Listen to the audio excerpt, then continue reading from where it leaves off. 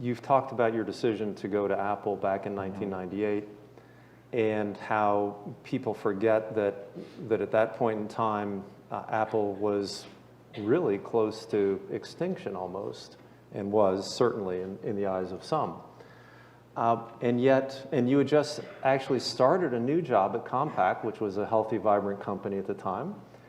And so you then go to Apple shortly after having accepted this job, and you said you spent about 5 minutes talking to Steve Jobs, and your intuition told you, despite all the reasons not to do this, that this is where I should be.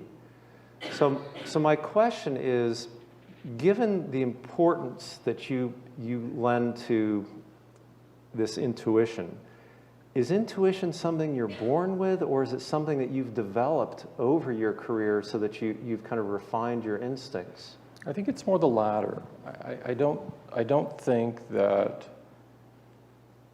you're born with a gut. I think the gut matures and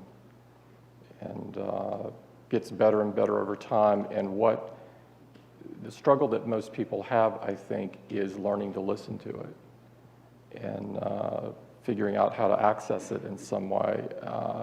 For me, though, what I found was that even though I'm an engineer and an analytical person at heart, the most important decisions I've made had nothing to do with any of that. They were always based on intuition.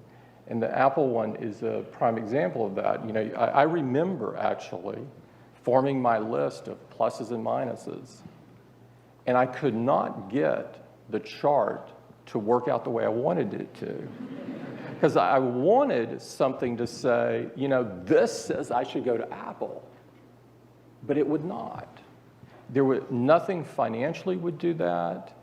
I talked to people I trusted that knew me, and they said, this is not what you should do. It wasn't so easy, and people said, you know, you're just crazy. You're working for the top PC company in the world.